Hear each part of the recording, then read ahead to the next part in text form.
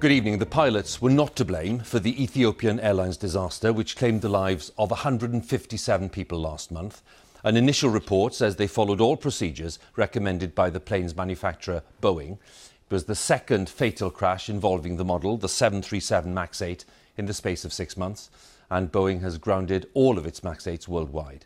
The company's chief executive said tonight that Boeing would do all it could to re-earn the trust and confidence of the public. Our transport correspondent, Tom Burridge, has more details.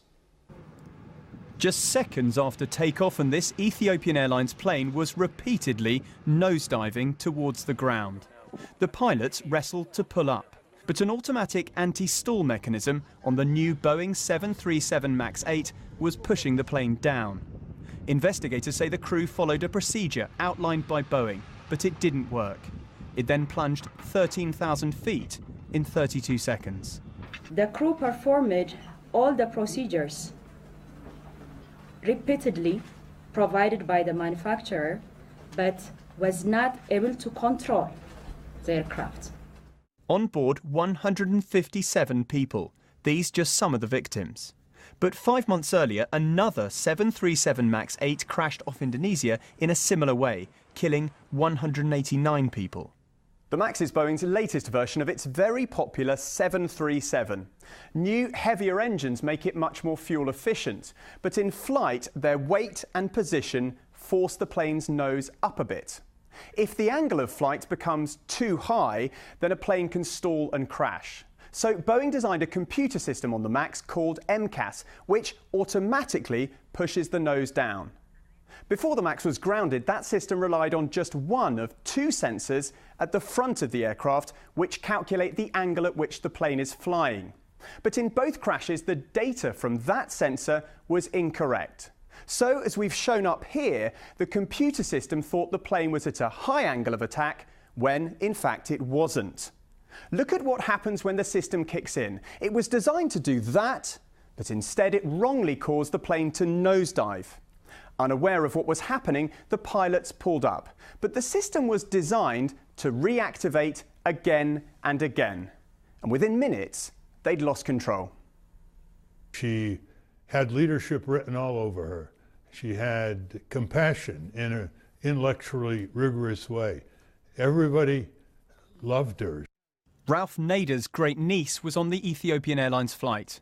Famous for battling and beating big multinationals over safety, a man who ran for the US presidency now plans to take Boeing to court. Usually airlines and aircraft manufacturers get away with a quick settlement, a little bit of a public relations problem. My message to Boeing is, don't think this is going to happen again. You can see that the aircraft is now in quite a steep dive.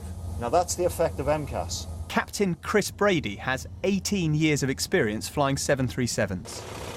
That's the stall warning to tell you the aircraft's about to stall. He says so many issues now need to be reviewed. The level of automation of the aircraft, the behind-the-scenes systems, the risk analysis processes that have gone through at Boeing, the oversight by the regulator, the conversion training, the level of training generally, the manual flying skills of the crews, the knowledge of these switches, all of it needs to be reviewed in light of these accidents. Changes are being made to the MAX. On board a recent test flight, Boeing's chief executive. Tonight, in a carefully scripted video message, a recognition that the aircraft had malfunctioned. He promised a modified MAX would be among the safest planes ever to fly. We know every person who steps aboard one of our airplanes places their trust in us. Together, we'll do everything possible to earn and re-earn that trust and confidence from our customers and the flying public in the weeks and months ahead.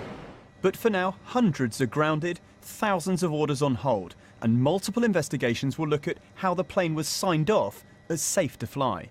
Tom Burridge, BBC News. Well, let's talk to our correspondent Nick Bryant, who's at Boeing's offices just outside Washington. We heard from the chief executive there, Nick, but they do face some very challenging questions, don't they?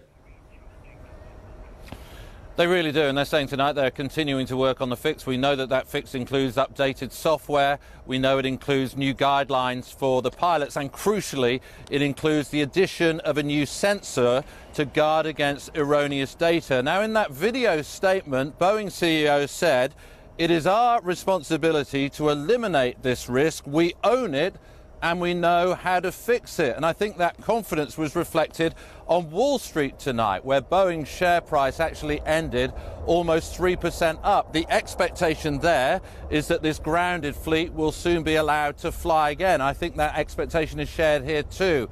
A spokesman telling me earlier the time frame they have in mind is about 3 weeks. Now, work on this fix actually began after that plane went down off Indonesia, which begs the obvious questions. Why wasn't more urgency attached to the project then? Of course, Boeing's planes weren't grounded. Why weren't pilots given more specific warnings?